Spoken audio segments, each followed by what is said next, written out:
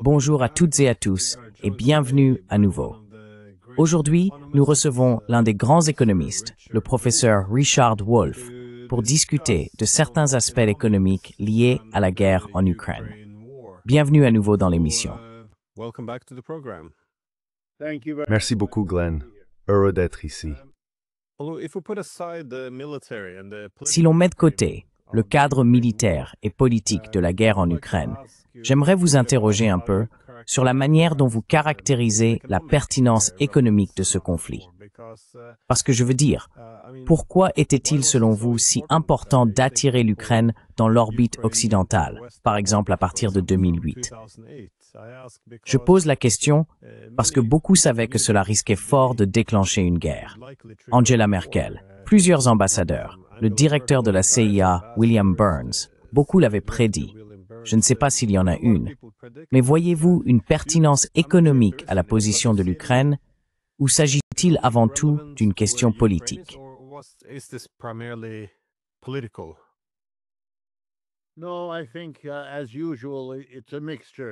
Non, je pense que comme d'habitude, c'est un mélange. C'est politique, économique, idéologique, militaire, tout ce que vous voulez. Je ne crois pas aux explications uniques en général, et je n'en vois certainement pas ici. Permettez-moi de parler un peu de l'économie d'une manière plus large, car je pense que cela aide à comprendre quel était l'aspect économique de tout cela. Je m'inspire des remarques faites par le président Biden et de nombreux membres de son administration, et encore plus des porte-paroles universitaires et médiatiques de la direction du Parti démocrate à cette époque. Et, soit dit en passant, il y avait très peu de dissidence du côté républicain, presque aucune. Ainsi, ce que les démocrates formulaient correspondait essentiellement à ce que le Parti républicain soutenait. Pour que les choses soient claires, il était important pour M. Trump de se donner la moindre chance de réussir.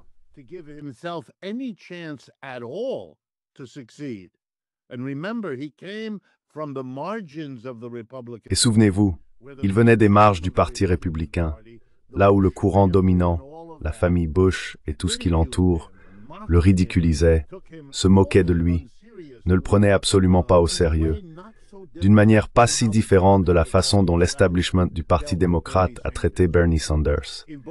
Dans les deux cas, des erreurs de calcul catastrophiques de la part de l'establishment quant au danger et à la vulnérabilité de leur situation.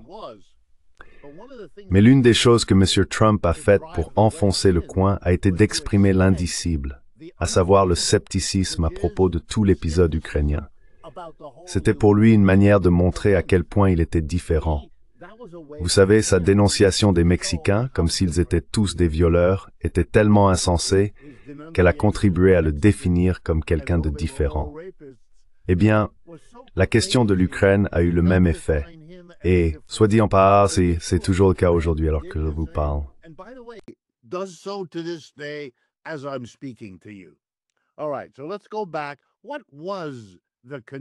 Très bien, revenons en arrière. Quel était le consensus? Le consensus comportait plusieurs dimensions. Je vais me concentrer sur la dimension économique. Et dans ce cas, les Européens, dont la situation économique était déjà à leurs yeux précaire, en particulier ceux qui pouvaient se projeter un peu dans l'avenir et se poser quelques questions, étaient déjà conscients de l'ancienne vulnérabilité de l'Europe. Elle se trouvait prise entre l'Union soviétique et les États-Unis et devait naviguer entre ces deux positions. Elle était certes alliée aux États-Unis, mais toujours préoccupée par sa position intermédiaire. Et cela s'aggravait, car juste derrière la Russie, et devenant bien plus importante économiquement que la Russie ne l'avait jamais été, se trouvait la Chine. La Chine était en réalité le pôle le plus important. Les États-Unis constituaient l'autre pôle, et l'Europe n'était pas si forte.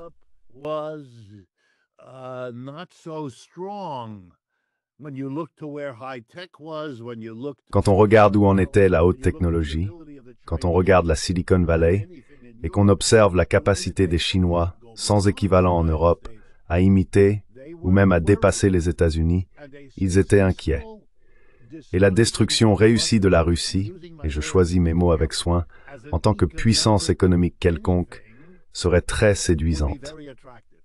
Non seulement cela éliminerait une possibilité effrayante, ancienne et profondément ancrée dans la conscience européenne, mais on peut voir à quel point ça va loin à travers ces dernières années de diabolisation de Poutine, comme s'il était un autre Staline, c'est-à-dire une sorte d'hyperbole politique des plus étranges.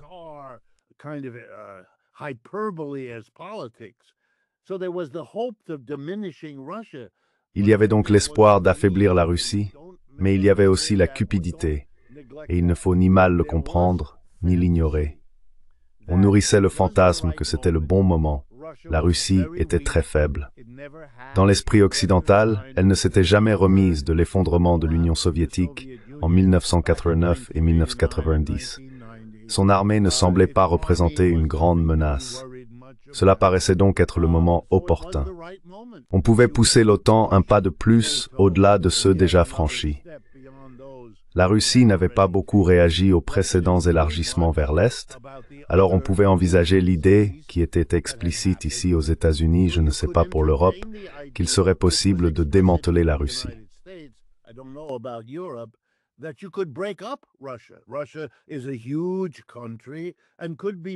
La Russie est un immense pays qui pourrait être morcelé en différentes régions géographiques, peut-être selon diverses différences ethniques, et ainsi de suite. L'idée était qu'il s'agirait d'un projet à long terme, dont le principal bénéficiaire serait l'Europe, car cela permettrait, si vous me le permettez, aux Européens de l'Ouest, les Britanniques, les Français, les Allemands, les Italiens, de coloniser, officiellement ou non, les subdivisions éclatées de l'ex-Union soviétique.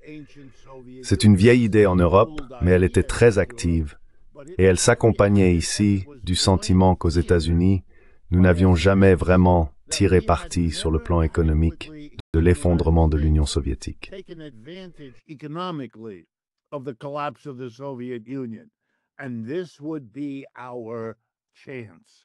Ce serait notre chance. Les Chinois ne se laisseraient pas entraîner, car ils ne veulent pas encore avoir à affronter les États-Unis. Pour les Chinois, le temps joue en leur faveur, ce que d'ailleurs les 30 dernières années démontrent à quiconque y prête attention.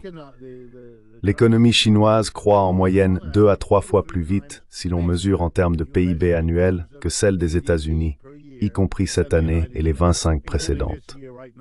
Situation ne s'atteint gros et gagne un court moins facteur que non du tourelle d'année précédente.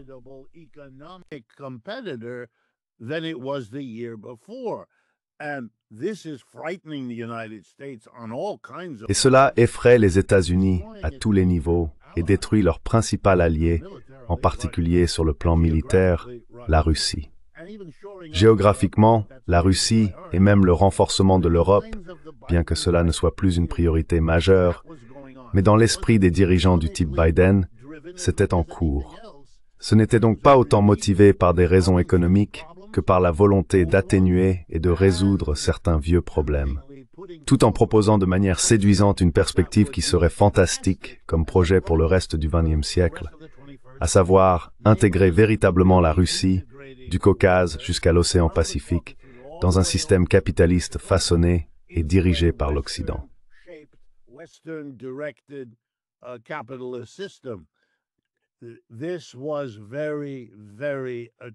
C'était très séduisant. Écoutez, il ne faut pas se méprendre. Ce genre de projection sur ce qui pourrait être Quan a toujours fait partie intégrante de la stratégie capitaliste. Lorsque Henry Kissinger et Richard Nixon ont décidé d'aller en Chine au début des années 1970 et de l'ouvrir comme si elle avait été fermée, ils répondaient à une demande des États-Unis, qui observaient que les Européens et les Japonais faisaient de bonnes affaires en Chine parce qu'ils la reconnaissaient, alors que les États-Unis ne le faisaient pas. Cela signifiait que les États-Unis se tiraient une balle dans le pied et ils n'allaient plus continuer ainsi. Ils étaient aussi moins inquiets sur le plan idéologique.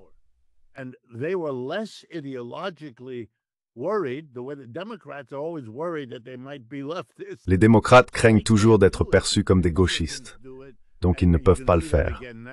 Les républicains, eux, le font, et on le voit encore aujourd'hui, avec le scepticisme à propos de l'Ukraine qui est devenu un marqueur clair pour M. Trump. Mais maintenant qu'il a été élu et qu'il n'a plus besoin de se distinguer, il ne cherche plus de vote, il ne peut plus se représenter, compte tenu de la Constitution actuelle. Eh bien, ce genre de considération s'atténue, et on commence à voir qu'il doit désormais faire attention à ne pas pousser ses ennemis trop loin, et que la question ukrainienne reste un facteur suffisant pour qu'il se rapproche d'eux, plutôt que de les amener à se rapprocher de lui.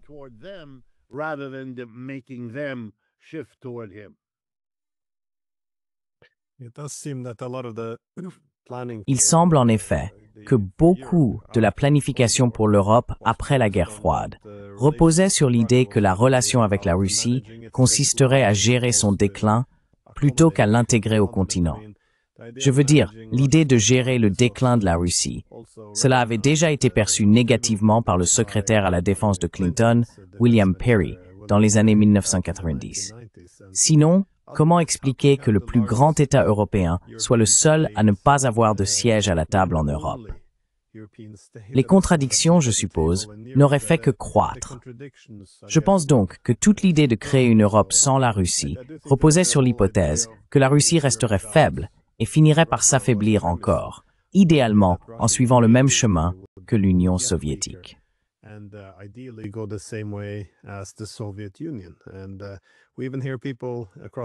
Et nous entendons même des gens à travers l'Europe, du président polonais Duda au chef de la politique étrangère de l'Union européenne, parler de combien il serait formidable que nous battions la Russie, car alors elle se diviserait en de nombreuses petites nations. Vous savez, ils l'appellent une prison des nations. Ils disent qu'elle pourrait être fragmentée en 200 petits États. Je veux dire, c'est un peu fou. Mais oui, je ne pense pas que nous, en Europe, sachions vraiment comment gérer la Russie, qui est désormais la 4e économie mondiale en termes de parité de pouvoir d'achat.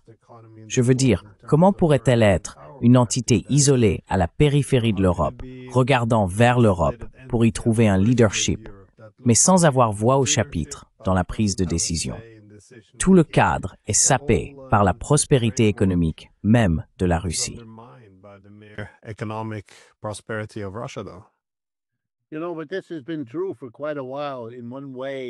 Vous savez, cela est vrai depuis assez longtemps, d'une manière ou d'une autre. Pour ma part, j'observe tout cela depuis New York, aux États-Unis. Je vis dans un pays où la seule façon de le décrire est un cas massif de ce que les psychologues appellent le déni. Nous sommes une nation où, du président jusqu'au plus petit responsable, nous attendons de nos principaux politiciens qu'ils parlent et agissent comme si les États-Unis occupaient encore la position sociale et mondiale qu'ils avaient dans les années 1960 et 1970, lorsqu'ils dominaient à ce point sur le plan économique, par leur part du commerce mondial, leur mouvement de capitaux, le rôle du dollar américain, et ainsi de suite, les 700 bases militaires, tout cela.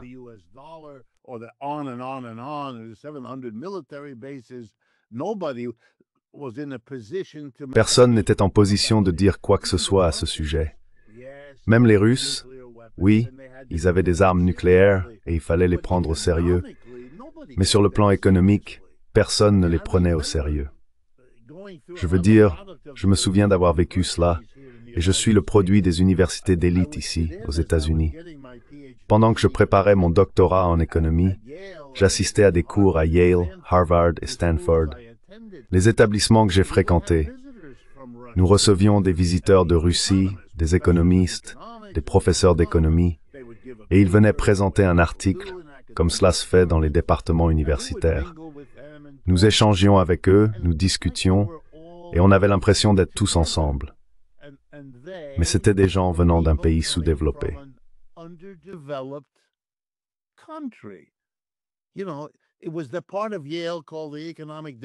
Vous savez, c'était la partie de Yale appelée le Programme de développement économique. Il se trouve dans un bâtiment particulier sur le campus de Yale à New Haven dans le Connecticut. Et nous nous y retrouvions comme si c'était la chose appropriée à faire. Le Nigeria envoyait un économiste une semaine, le Bangladesh la suivante et la Russie la troisième. C'était une unité économique sous-développée. Oui, il fallait la prendre au sérieux, mais pas vraiment. Tout cela est terminé, mais on ne le perçoit pas ici, et je ne le vois pas non plus en Europe. Je constate un niveau presque ridicule d'hostilité envers la Russie. Ce déferlement de verbiage insensé et diplomatiquement, vous savez, contradictoire en soi.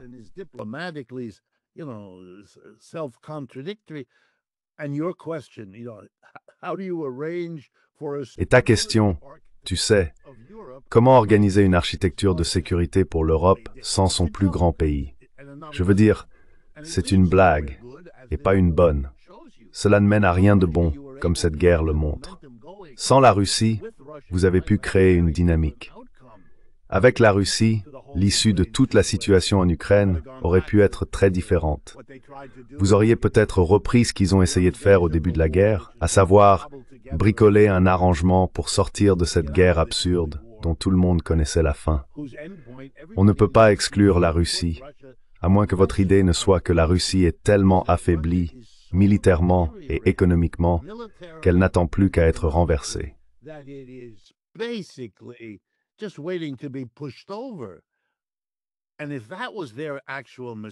Et si c'était bien leur véritable erreur, ce que je pense en partie que c'était, cela montre à quel point leur rhétorique et leur façon de penser sont devenus déconnectés de la réalité. Et il y a, vous savez, un autre mot à dire sur l'aspect économique de la guerre, à savoir le programme de sanctions, plus que tout le reste. Ce programme de sanctions, à mon avis, restera comme l'une des erreurs de calcul les plus catastrophiques de toute partie en guerre. Stupéfiant. Je ne sais pas combien d'itérations nous en sommes maintenant. Je crois que la version numéro 19 ou 20 est la dernière mouture du paquet de sanctions en cours de négociation entre les Européens. Mais s'il y en a 20, c'est parce que toutes les précédentes ont échoué.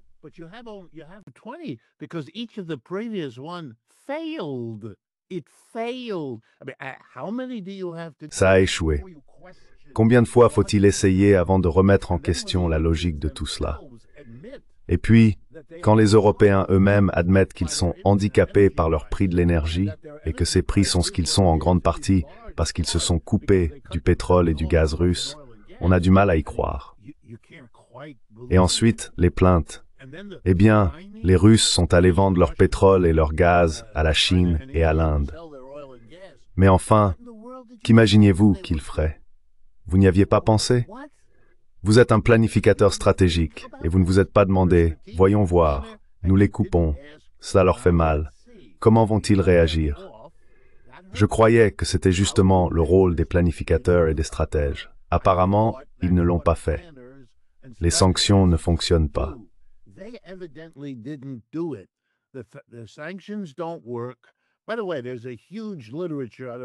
Au fait, il existe une vaste littérature, je ne sais pas si vous la connaissez, mais il y a une littérature en économie, tout comme il y en a une sur les tarifs douaniers. Nous avons donc une idée de ce que les tarifs ont produit par le passé, quand ils ont réussi, quand ils ont échoué et pourquoi. Et il existe aussi une littérature sur les sanctions. L'une des leçons que l'on en tire, c'est qu'elles ne fonctionnent pas. C'est un peu plus flou pour les tarifs. Ils fonctionnent dans certaines conditions, pas dans d'autres. Mais les États-Unis, en matière de sanctions, personne au monde ne sanctionne comme les États-Unis. Nous sommes bien en avance sur n'importe quel autre pays. Et le principal cas que nous avons aujourd'hui, c'est Cuba. Nous sanctionnons Cuba depuis 70 ans, ou peu importe combien de temps cela fait maintenant. 70 ans.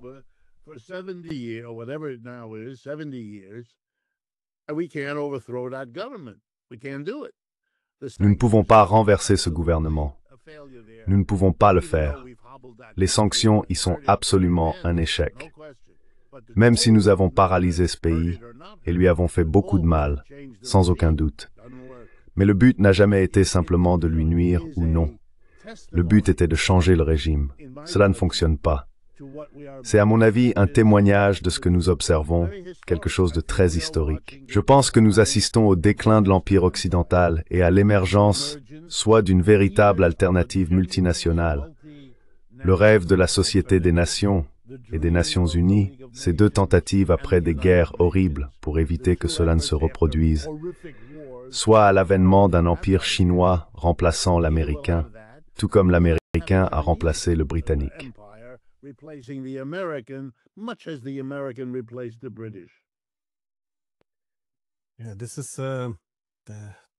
Oui, les décisions économiques sont tout à fait extraordinaires.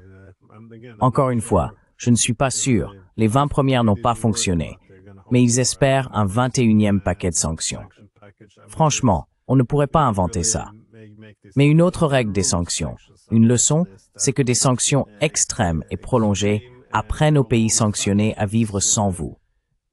C'est une leçon importante, et c'est pourquoi je pense qu'avant de lancer toutes ces sanctions, nous aurions dû évaluer dans quelle mesure cela signifiait nous découpler des Russes, jusqu'à quel point ils pouvaient se diversifier loin de nous, et jusqu'à quel point nous pouvions nous diversifier loin d'eux. Et je pense qu'il aurait dû être très prévisible qu'ils avaient l'avantage dans cette équation. Mais je veux quand même vous interroger sur ce qu'on pourrait appeler un effondrement économique en Europe, parce que de toute évidence, les choses ne vont pas bien là-bas, et il semble que beaucoup de problèmes aient d'autres origines.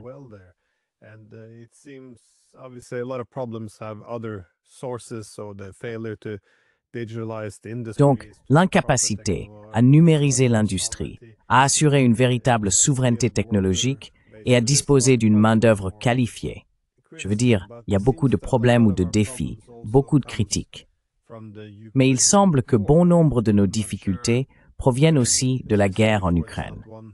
Je ne suis pas sûr, encore une fois comme vous l'avez dit auparavant, qu'il y ait une explication simple. Mais comment expliquez-vous ce déclin en Europe? Est-ce uniquement lié à notre rupture avec l'énergie russe, qui est encore une fois le moteur vital de l'industrie? Est-ce les menaces de saisir ou de voler les fonds russes? Est-ce la subordination excessive aux États-Unis, les menaces de sanctions secondaires visant le monde entier? On pourrait dresser une longue liste. Mais comment évaluez-vous ce qui se passe actuellement en Europe? Parce que quelque chose déraille très rapidement. Et à mesure que l'économie s'effondre, la classe politique semble devenir de plus en plus folle, je dirais.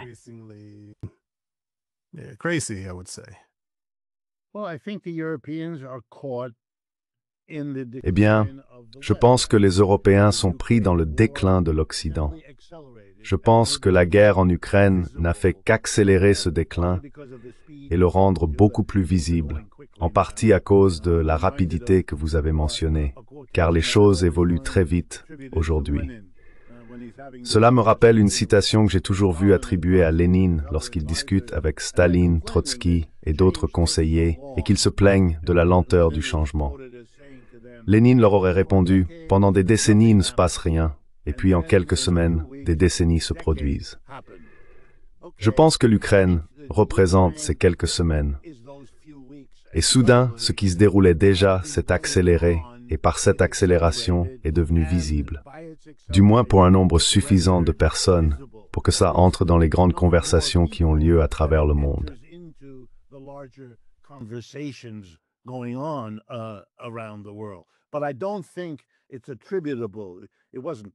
Mais je ne pense pas que ce soit attribuable. Ce n'est pas la guerre en Ukraine qui l'a causée, mais elle l'a fortement accélérée, et c'est pourquoi nous le voyons maintenant. Alors quels sont les problèmes? Eh bien, je pense que vous avez donné la réponse que j'aurais donnée, à savoir que l'Europe avait l'habitude de diriger le monde. Elle a été le centre mondial pendant plusieurs siècles. C'était le lieu d'où venait le colonialisme et qui a organisé le monde entier pour qu'il soit un appendice d'un développement façonné et gouverné par le capitalisme né en Angleterre, diffusé en Europe occidentale, puis devenu mondial. Je me souviens avoir rédigé ma thèse de doctorat sur le Kenya et l'Afrique de l'Est, leur développement économique. Je suis allé au Kenya, je suis allé à Londres, j'ai étudié les archives.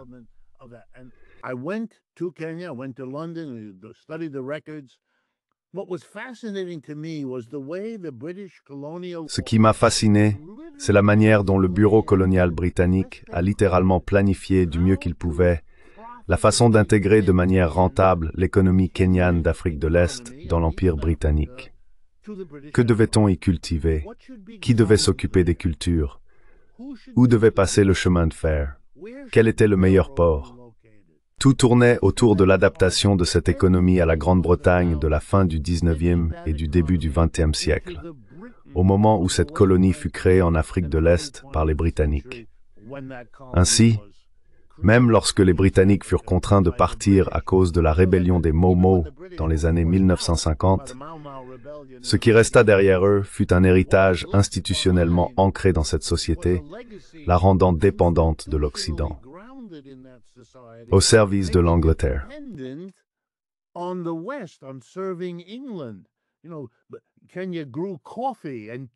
Vous savez, le Kenya cultivait du café et du thé parce que c'était un marché dominé par les Britanniques à l'échelle mondiale, et ainsi de suite. Ils avaient même une règle. Nous devons pouvoir taxer suffisamment l'économie locale pour que l'économie britannique ne la subventionne pas. Nous ne voulons pas avoir à dépenser d'argent. Ces colonies doivent subvenir à leurs propres besoins.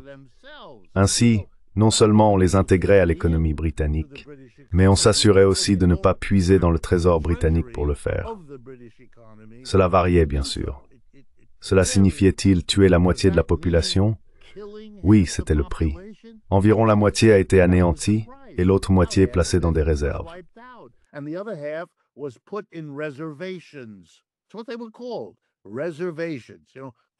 C'est comme ça qu'on les appelait, des réserves. Vous savez, d'autres les auraient appelés des camps de concentration. Nous les appelions des réserves.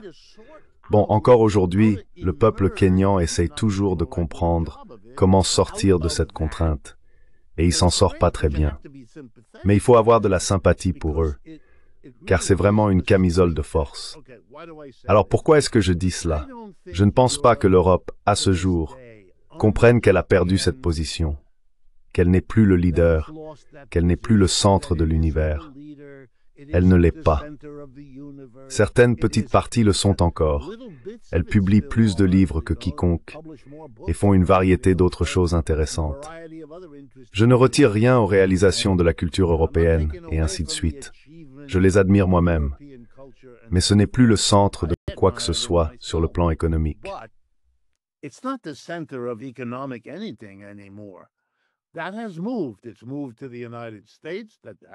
Cela a changé. C'est passé aux États-Unis. Ça s'est produit il y a déjà un certain temps, et maintenant c'est passé en Chine. Et entre les États-Unis et la Chine, avec leurs problèmes, cela devient lentement mondialisé. Hier, j'ai passé la journée à étudier les immenses réussites de l'industrie de la voiture électrique au Vietnam. C'est un signe, n'est-ce pas?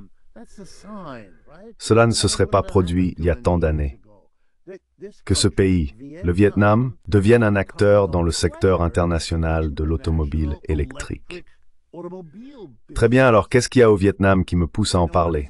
Votre remarque.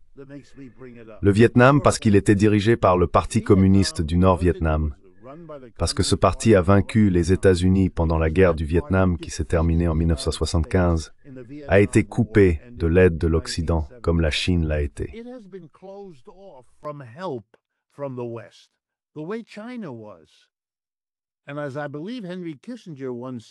Et comme je crois que Henry Kissinger l'a dit un jour dans un moment de lucidité, il n'en a pas eu beaucoup, mais dans un moment de lucidité, il a expliqué que la meilleure chose qui puisse arriver à un pays étranger, c'était de ne pas être un allié des États-Unis. Parce qu'il avait compris que le développement économique de la Chine et maintenant du Vietnam témoignait des réalisations extraordinaires de peuples coupés du projet colonial européen. Non autorisés, non aidés, mis à l'écart. Vous ne pouvez pas exporter ici. Vous ne pouvez pas importer ici. Vous ne pouvez pas obtenir de prêts ici. Vous ne pouvez pas. Vous ne pouvez pas. Vous ne pouvez pas. Nous vous contrecarrerons à chaque occasion et ensuite nous vous effrayerons avec l'armée, de sorte que vous deviez consacrer une part disproportionnée de votre argent à cette activité inutile. Des bombes que vous stockez dans un entrepôt en espérant ne jamais les utiliser. L'irrationalité est spectaculaire. Si vous êtes libéré de cela, ou du moins relativement,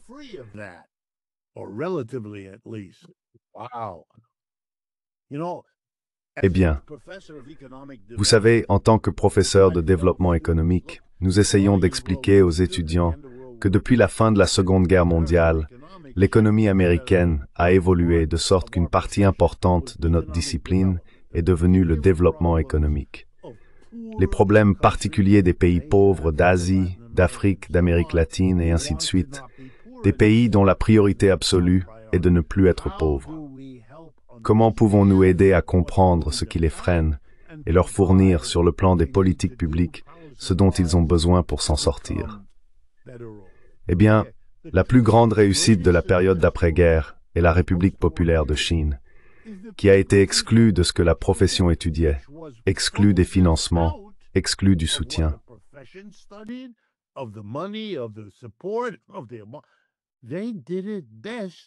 Ils l'ont fait le mieux lorsqu'ils l'ont fait par eux-mêmes.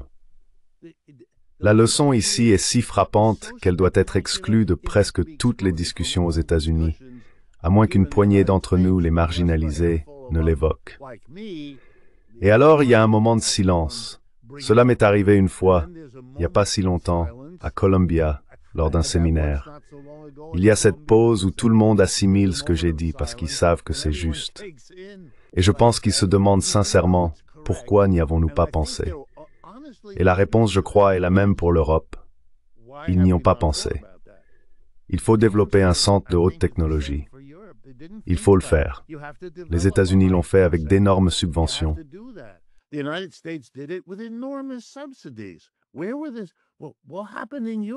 Où cela s'est-il passé? Que s'est-il passé en Europe? Vous aviez l'argent. Vous êtes de toute façon une entité économique plus importante que les États-Unis. Vous auriez pu vous en sortir. Non. Les Européens ont passé un accord. Ils ont conclu un accord pour vivre sous le parapluie de l'armée américaine, ce qui, d'une manière très dangereuse, comme ils auraient dû le savoir, signifiait aussi vivre sous le parapluie de la haute technologie américaine. Car l'armée et la haute technologie se subventionnent mutuellement dans ce pays, et ce depuis la fin de la Seconde Guerre mondiale. Les Européens pouvaient le voir, je peux le voir, ils pouvaient le voir, mais ils ne l'ont pas fait. Ils ont vécu sous le parapluie de la haute technologie et de l'armée.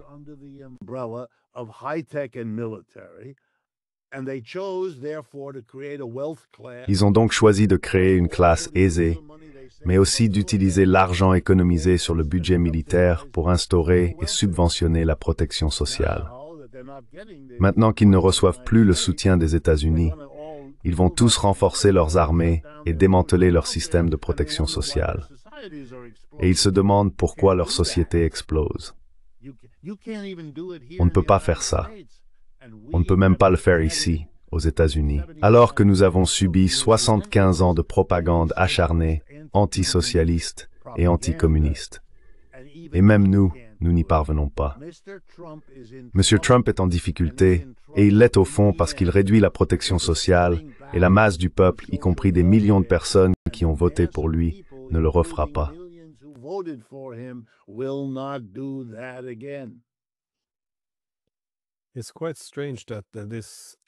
Il est assez étrange que ce sujet soit devenu presque étranger, car c'était précisément l'expérience des États-Unis après leur guerre d'indépendance.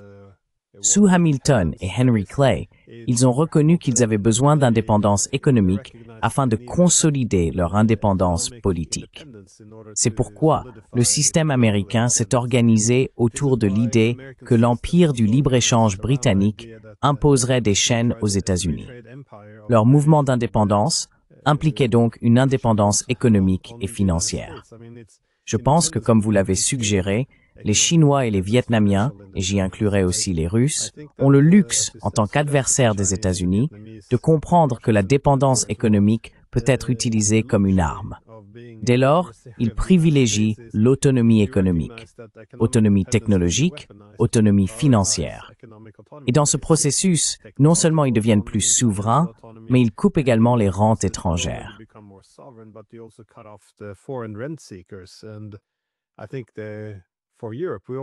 Je pense que pour l'Europe, nous avons toujours, enfin, depuis environ 80 ans, entretenu une relation si étroite et positive avec les États-Unis que nous n'avons jamais vu la nécessité d'une autonomie stratégique.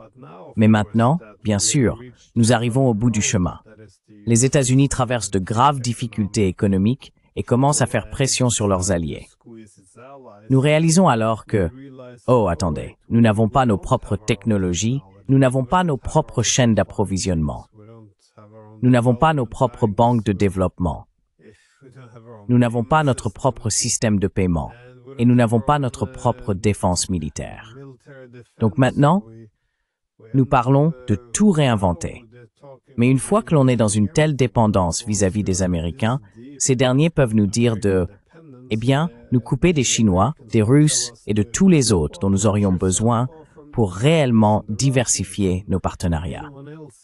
Donc non, je pense que vous avez probablement tout à fait raison sur ce point.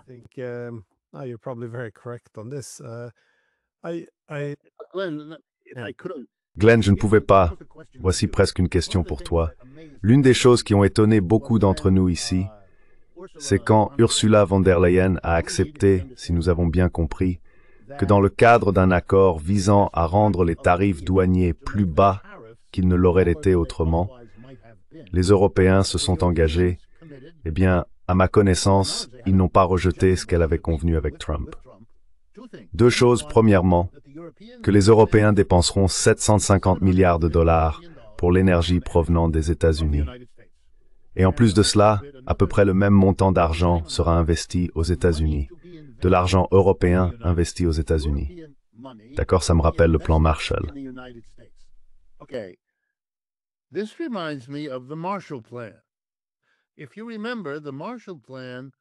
Si vous vous en souvenez, le plan Marshall a été présenté au monde comme un geste de générosité des États-Unis pour aider l'Europe à se reconstruire après la Seconde Guerre mondiale. Mais si l'on lit réellement ce que disait le plan Marshall, il accordait des prêts aux Européens, à condition que ces prêts soient dépensés en produits américains. En d'autres termes, il s'agissait d'un plan de relance budgétaire pour les États-Unis. Parallèlement au programme de construction d'autoroutes, au programme de logement et à d'autres programmes de relance gouvernementaux mis en place après la Seconde Guerre mondiale, car les États-Unis craignaient qu'à la fin de la guerre, nous ne retombions dans la Grande Dépression, là même où la guerre avait commencé.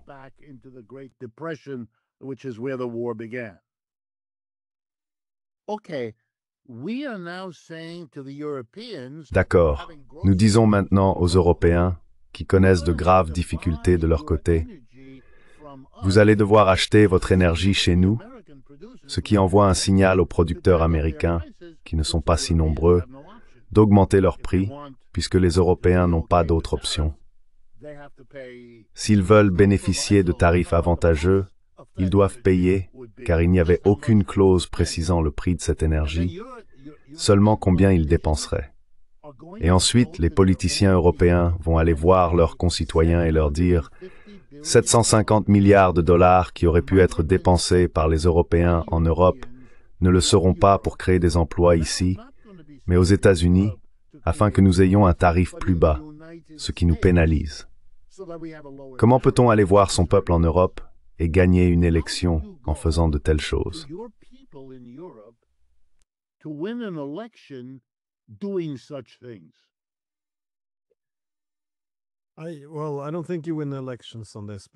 Eh bien, je ne pense pas que cela permette de gagner des élections. Mais c'est aussi la raison pour laquelle nous avons une crise de légitimité politique à travers l'Europe. Je veux dire, du Royaume-Uni à la France en passant par l'Allemagne, ce sont des gouvernements largement impopulaires. Les gens ne les aiment pas. Mais je pense que vous avez identifié correctement le problème. L'Europe se désindustrialise. Les économies sont en déclin. Et au milieu de tout cela, bien sûr, le peu d'argent qui pourrait rester doit maintenant être dépensé pour des prix de l'énergie gonflés en provenance des États-Unis. Quel que soit l'argent restant, il doit être réinvesti aux États-Unis. Et même l'un des rêves de développer nos propres technologies, comme cela a été suggéré auparavant, serait de poursuivre une forme de keynésianisme militaire. Mais maintenant, nous devons aussi acheter les armes aux États-Unis. Ainsi, tous les plans économiques semblent être morts dans l'œuf.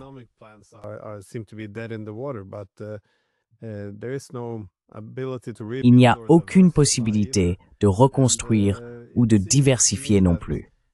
Et il me semble que tout repose sur l'idée qu'il faut maintenir les Américains ancrés en Europe, car dans un système multipolaire, les États-Unis ont d'autres priorités et finiront par partir.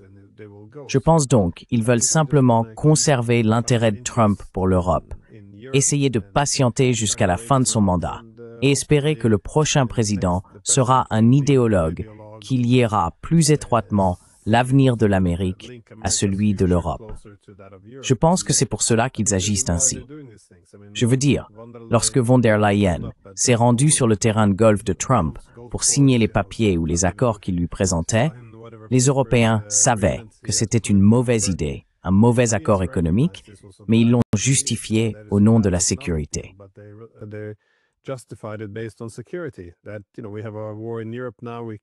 Vous savez, nous avons une guerre en Europe en ce moment, et nous avons besoin du soutien des Américains. Mais on pourrait penser que la conclusion logique serait qu'il faut mettre fin à cette guerre, car tant qu'elle continue, nous restons dans une dépendance sécuritaire massive vis-à-vis des États-Unis. Et les États-Unis peuvent transformer cette dépendance en loyauté économique et politique, ce qui est très mauvais pour nous. Mais ce n'est pas ce que nous faisons. Au lieu de cela, nos dirigeants se rangent devant son bureau comme de petits écoliers, l'appelant papa pendant qu'il parle de la façon dont l'UNESCO est affreuse et devrait être démantelée. Et vous savez, c'est le moment pour les Européens de rendre l'appareil. Et ils s'inclinent là. C'est un spectacle assez pathétique. Mais oui. Je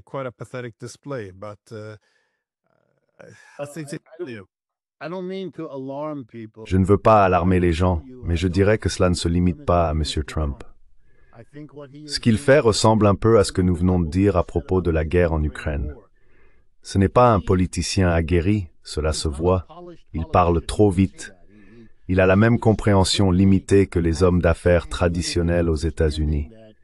Ils ont un ensemble d'opinions. Les impôts, ce n'est pas bien, parce qu'ils n'aiment pas voir cet argent sortir. L'idée que les impôts sont ce qui maintient la société unie, ils ne veulent pas de cette information, parce que cela complique les choses.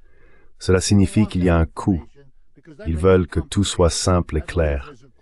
Mais lui, il le dit franchement, il est direct.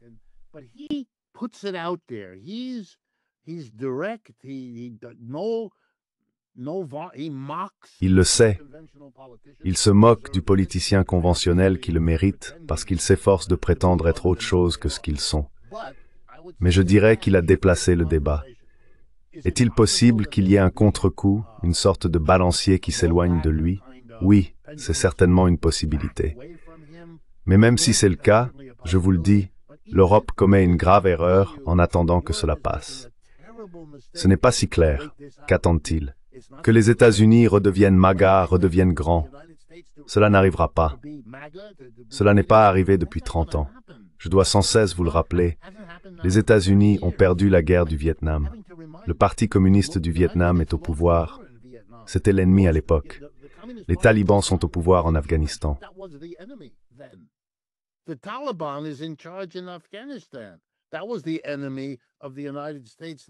C'était l'ennemi des États-Unis là-bas. Les États-Unis ont perdu. Les personnes qu'ils ont tenté de renverser en Irak sont toujours là. Et les personnes qu'ils essayent de renverser en Ukraine, cela ne se passe pas bien non plus. Donc je veux dire, c'est perte sur perte sur perte sur perte. Et vous étiez quoi? Vous étiez le pays le plus riche du monde, encore plus en 1975 qu'aujourd'hui. L'écart entre vous et votre ennemi était alors plus grand qu'il ne l'est maintenant. Vous savez, vous meniez des guerres à l'époque contre certains des pays les plus pauvres de la planète. Le Vietnam, l'Afghanistan, l'Irak. Mon Dieu, quelle collection de nations frappées par la pauvreté. Et vous n'avez toujours pas pu gagner. Pendant ce temps, la Russie et la Chine sont immensément plus riches, plus développées économiquement, plus développées militairement.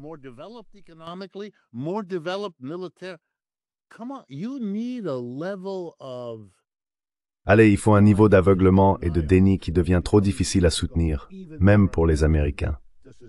Encore une fois, revenons au point de départ. Je suis à New York. Toute ma vie depuis ma naissance, je suis né dans l'Ohio, en plein centre des États-Unis. J'ai vécu dans une société qui a diabolisé le socialisme, le communisme, le marxisme, l'anarchisme, tout cela. En fait, les mots que je viens de prononcer sont traités dans notre culture comme des synonymes. Ils sont interchangeables. L'autre jour, M. Trump a fait quelque chose d'intéressant. Il expliquait pourquoi lui, en tant que président, n'autoriserait pas Zoran Mamdani à devenir le prochain maire de New York parce qu'il est socialiste, comme si M. Trump avait ce pouvoir, ce qui n'est pas le cas. Mais, comme toujours, il dit ce qu'il pense.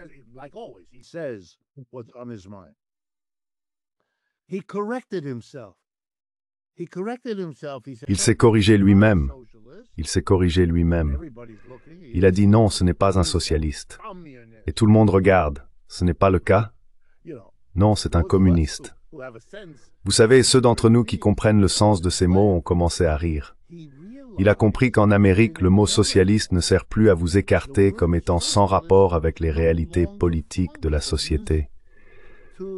Un socialiste est le vainqueur ici à New York.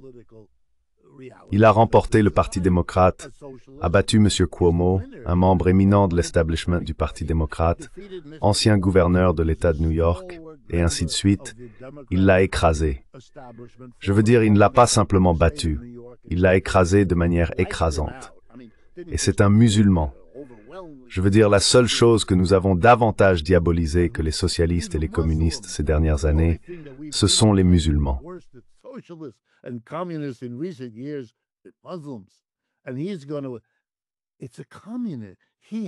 Et c'est un communiste. Il a dû admettre d'une manière assez particulière qu'après 75 ans d'endoctrinement, le niveau d'endoctrinement est désormais si faible que nous pouvons élire un socialiste musulman maire de New York. Et New York est la ville de résidence privilégiée de plus de la moitié des milliardaires des États-Unis, qui vivent ici à New York, à moins de 10 minutes à pied de l'endroit où je me trouve en ce moment. Je pense que nous assistons à des changements énormes dans ce pays. Les plus visibles se trouvent à droite, mais il ne faut pas s'en étonner. Après 75 ans de diabolisation incessante de tout ce qui est à gauche, il est logique que lorsque la classe ouvrière n'en peut plus, elle se tourne vers la droite.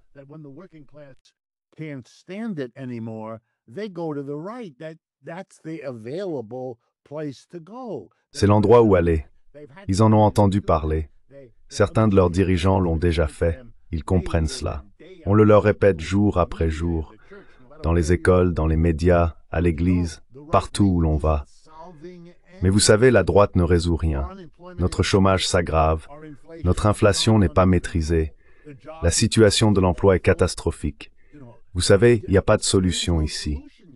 Et l'une des choses que l'on voit, c'est le désespoir de M. Trump. Lui aussi le comprend. Et une partie de la raison pour laquelle ils doivent écarter leurs alliés, c'est que, voyez-vous, l'Europe est importante. Mais le Mexique et le Canada le sont encore plus. Et ils les malmènent.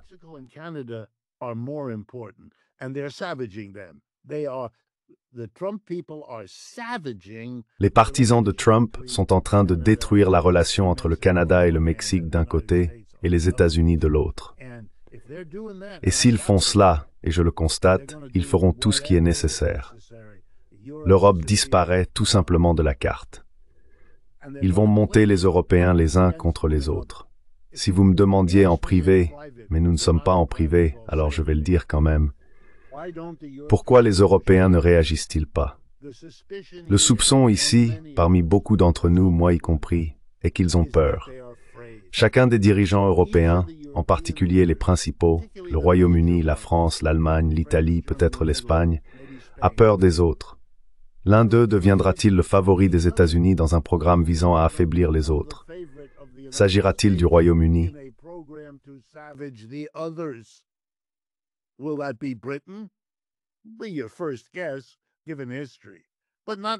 Ce serait votre première hypothèse, compte tenu de l'histoire, mais pas nécessairement. Peut-être un nouveau gouvernement. Peut-être que si l'alternative für Deutschland gagne, M. Vance continuera d'être l'intermédiaire, et que l'Allemagne, une nouvelle Allemagne, deviendra le partenaire. Et le reste de l'Europe comprendra ce qui s'est passé.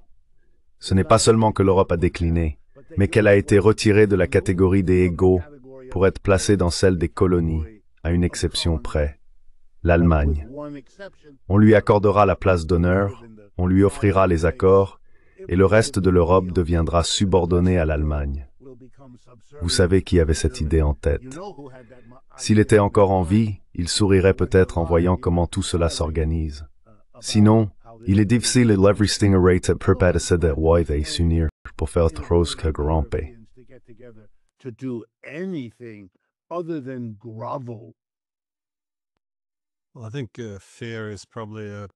Eh bien, je pense que la peur est probablement une variable très importante ici.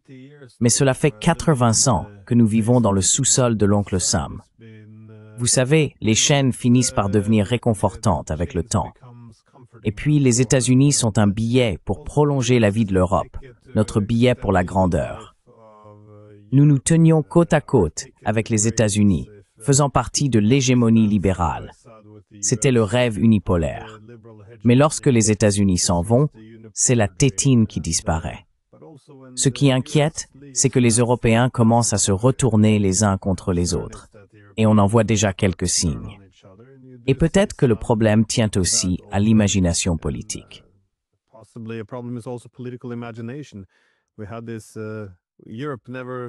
Nous avons eu cela. L'Europe n'a jamais su travailler ensemble, sauf pendant les 80 dernières années sous le, disons, leadership impérial de l'Amérique. Je ne pense pas que nous ayons l'imagination ou le courage de considérer une autre solution. Oui, mais surtout, je pense que c'est, après des centaines d'années de leadership européen, nous étions ceux assis à la table, déplaçant les pièces. Reconnaître que nous sommes devenus l'une des pièces désormais déplacées par les États-Unis, que nous ne sommes plus le sujet, mais l'objet, c'est humiliant. Et il y a une certaine panique. Donc, et il n'y a pas de solution à cela.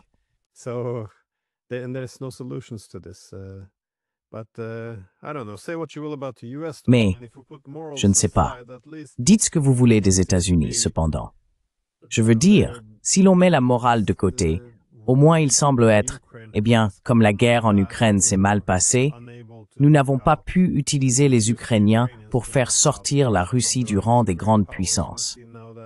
Nous voyons maintenant que les États-Unis agissent de manière pragmatique. Ils externalisent toute la guerre aux Européens pour qu'ils la financent, qu'ils en portent la responsabilité. Ils dépouillent l'Ukraine de ses ressources. Ils pillent les alliés européens. Je veux dire encore une fois, la morale mise à part, ils s'adaptent aux nouvelles réalités. Les Européens, pas vraiment. Ils semblent prêts à couler avec ce navire.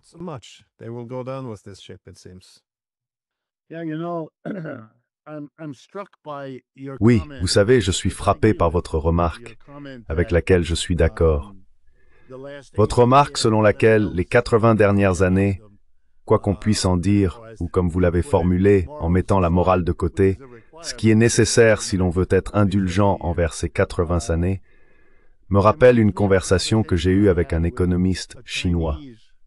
Il m'a fait remarquer qu'il existe en Chine de grands débats, et ce depuis un certain temps, sur la nécessité d'avancer lentement et prudemment dans leur développement économique, en particulier par rapport aux États-Unis. Et pourquoi?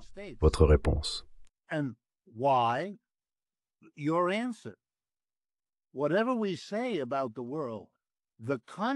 Quoi que nous disions du monde, le contexte de l'économie mondiale dans lequel la Chine est passée d'un des pays les plus pauvres de la planète à la puissance économique qu'elle est aujourd'hui, se trouve sous le même parapluie, comme l'Europe, celui des États-Unis et de l'hégémonie occidentale héritée de la Seconde Guerre mondiale. Nous devons être très attentifs à comprendre combien de tout cela nous soutenait, nous permettait, nous enrichissait, avant que, dans notre moment révolutionnaire ou critique, nous ne coupions quelque chose pour ensuite découvrir que nous en avions besoin. C'est pour reprendre leur langage, un processus dialectique dans lequel nous devons comprendre les contradictions. Nous ne sommes pas déférents envers M. Trump parce que nous craignons qu'il nous bombarde. Je veux dire, bien sûr, c'est dans l'esprit de tout le monde de nos jours.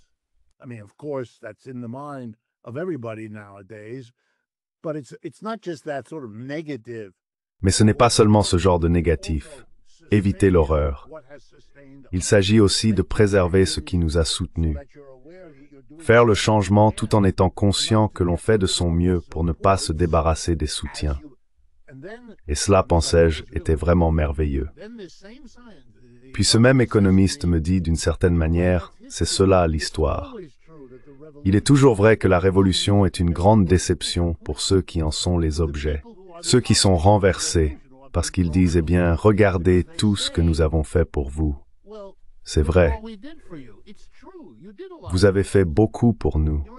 C'est la plainte permettez du parent face à l'enfant rebelle.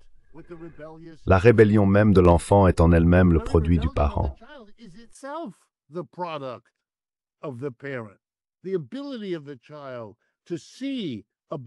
La capacité de l'enfant à voir une meilleure voie, un chemin différent, est quelque chose que le parent rend possible, dans la plupart des cas, volontairement ou non. Cela fait partie de la vie. Il faut s'adapter. Si l'on reste attaché à l'ancien, lorsque l'ancien disparaît, il ne joue plus le même rôle. On n'en retire plus les avantages, seulement les coûts. Il faut s'y adapter. On ne peut pas continuer à prétendre que parce qu'il reste quelques avantages, il n'y a pas lieu de se soucier des coûts. Non, non, non. C'est la même erreur contre laquelle les Chinois me mettaient en garde. Ne pas surestimer les coûts, de peur de perdre les avantages. Il faut naviguer dans la contradiction, pas faire semblant qu'elle n'existe pas. C'est une leçon extrêmement précieuse, et je pense que les Européens ne l'ont pas encore pleinement assimilée, ni intégrée à leur propre expérience.